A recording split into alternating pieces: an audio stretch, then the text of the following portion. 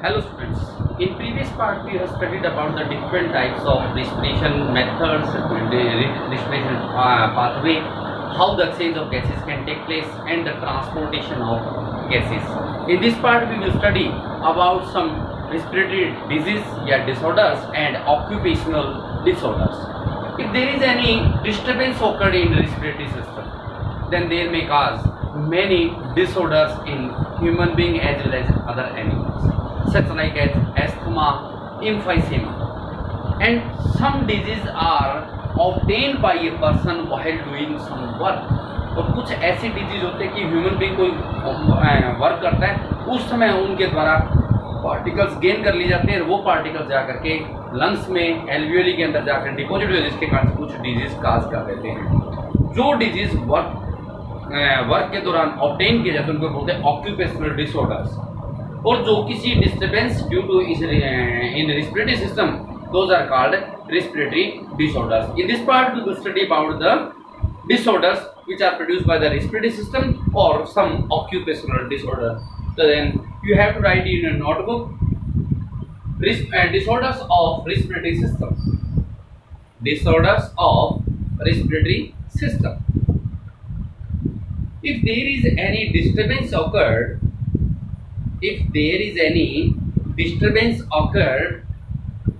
in respiratory system, then there may be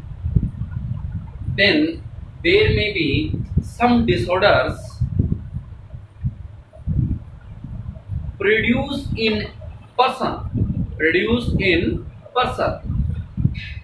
such like as number 1 कौन सा, asthma, दमा जिसको बोलते हैं. ये क्या होता है कि इसमें कुछ एलर्जेटिक पार्टिकल्स इनहेल कर ली जाते हैं और ये लंग्स में जाकर के डिपॉजिट हो जाते हैं, जिसके कारण से व्यक्ति को सांस लेने में दिक्कत होती है.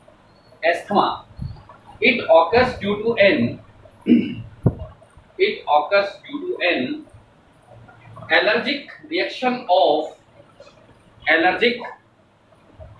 रिएक्शन टू फॉरेन सब्सटेंसेस, मतलब बाहरी पदार्थ, बाहर से जो कोई सब्सटेंस अंदर चले जाते हैं, foreign substances that affect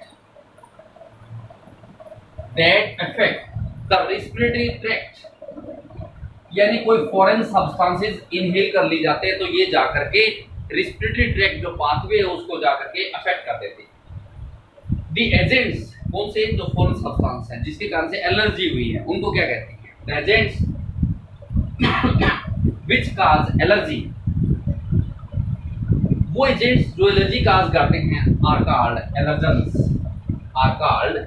allergens. ये तो है एस्थमा. अब इसके सिम्पटम क्या हैं, क्या लक्षण उभर के आते हैं. Symptoms, it is characterised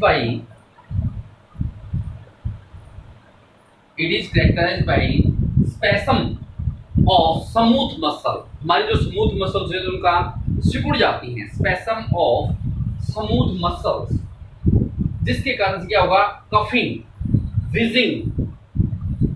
smooth muscles which produce coughing, wheezing. Wheezing का मतलब खांसते हैं या बोलते हैं तो अंदर से खराटे टाइप में आवाज आती है, साउंड प्रोड्यूस होती है. व्हीजिंग, आगे लिख देते हैं, साउंड प्रोड्यूस होती है. Difficulty in breathing. These are the symptoms of asthma. And the next disorder is emphysema. Emphysema का मतलब होता है, इस वर्ड का मतलब होता है फुल ऑफ एयर. इसका मतलब जो लंग्स हैं, एल्वियोली हैं, इन्फ्लेट रहती है, खुली रहती हैं. कारण क्या है, ये उन लोगों को ज्यादा होता है जो चेन स्मोकर होते हैं, सिगरेट स्मोकर होता है, जिसके कारण से एयर पूरी की पूरी धुआं जो होता है एयर में लंग्स के अंदर फिलअप करता है, सांस लेने में दिक्कत होती है. The word emphysema means full of air or inflation.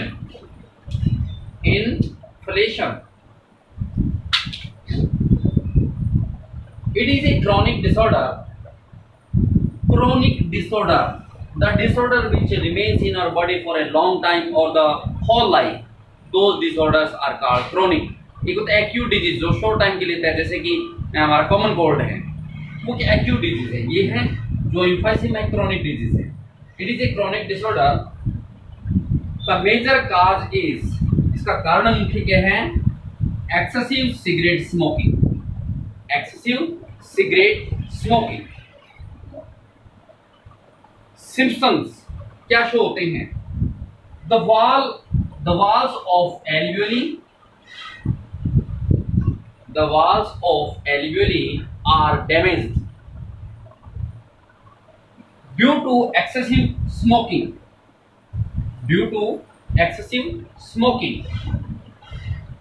Loss of elasticity of wall of bronchioles. हमारी alveoli की या bronchioles की जो wall है, elasticity मतलब कॉन्ट्रैक्शन रिलैक्सेशन की उनकी कमी हो जाती है, उसकी लॉस हो जाती है, न तो अच्छी प्रकार से कॉन्ट्रैक्ट हो पाती है न रिलैक्स हो पाती है. Loss of elasticity of walls of bronchioles, alveoli and surface area for oxygen gases. जो ऑक्सीजन गैसेस की हैं, CO2 को एक्सहेल करना है, O2 को स्टोर करना है, इसके लिए सरफेस एरिया जो एल्वियोली के अंदर है वो भी रिड्यूस हो जाएगा. And surface area for exchange of gases reduce. These are the disorders which are caused by respiratory disturbance in the respiratory system. There are some other disorders which are produced by a person by some while doing some work. So those disorders are called occupational disorders. So then you have to write occupational respiratory disorders. The disorders obtained by the person while doing some work.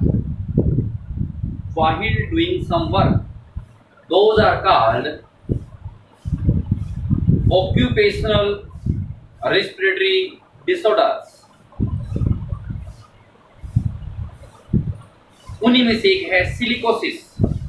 Silicosis वो person जो silica में work करता है, जैसे कि mason मिस्त्री है, तो वो क्या करता है, हमारे सीमेंट है, रेती है, क्रेशर, इसमें काम करता है. तो ये fine particle while doing some work respiration करता है, तो उसमें ये फाइन पार्टिकल डस्ट के इनहेल कर लेता है और ये लंग्स में जाकर डिपॉजिट हो, जिसके कारण से उसको सांस लेने में दिक्कत होती है, एस्थमा काज कर देती है. Silicosis. The person which work in silica, example दे सकते हैं बेटा. कौन सा पर्सन? मैसोन, MASON, मैसोन मिस्त्री जिसको बोलते हैं. They inhale fine particles of silica. These particles deposit in the lungs. These particles deposit into the lungs and may cause और create कर सकते हैं और create problems in respiration.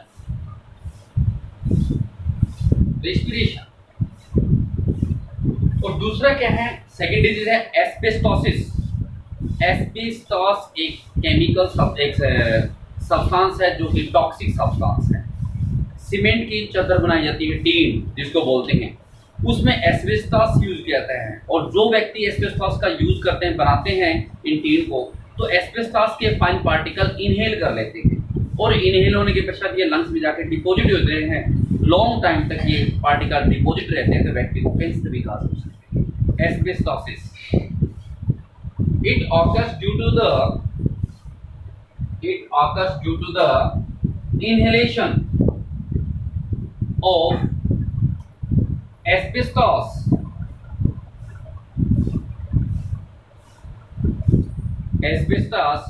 during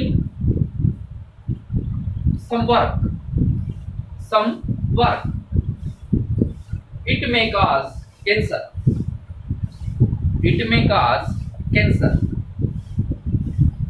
And the third disease is fibrosis.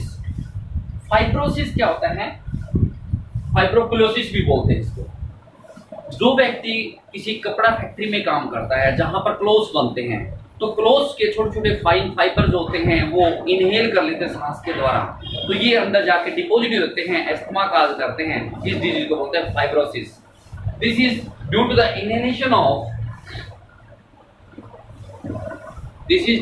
Inhalation of fine fibres of clothes.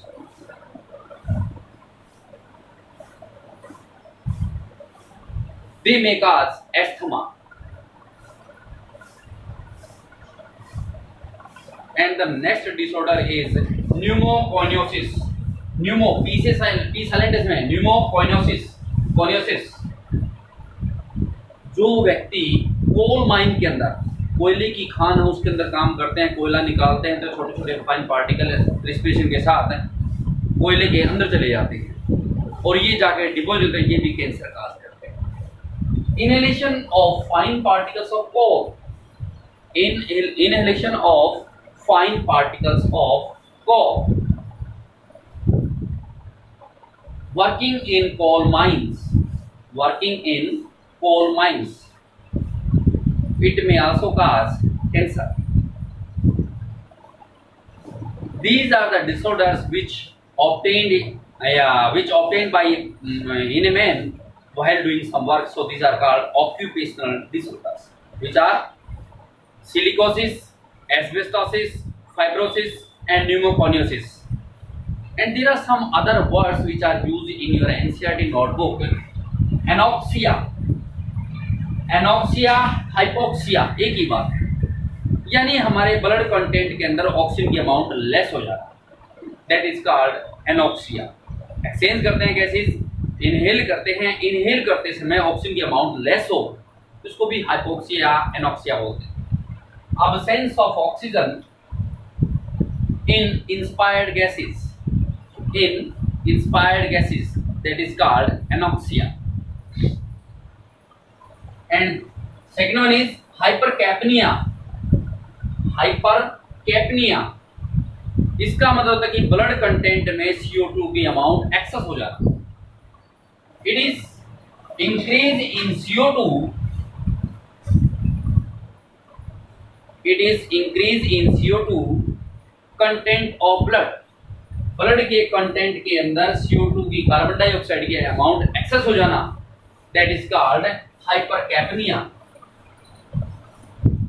And next is asphyxia. It is the combination of hypoxia and hypercapnia. Combination होना, hypoxia it means less amount of oxygen, hypercapnia excess amount of CO2, oxygen का amount less हो जाना, CO2 का amount दोनों एक ही time में हो, उसको बोलते हैं asphyxia. It is the combination of hypoxia and hypercapnia. Clear? Now this chapter has been completed, so you have to write the pics, you have to send the pics of this chapter by the Wednesday at my WhatsApp. Clear?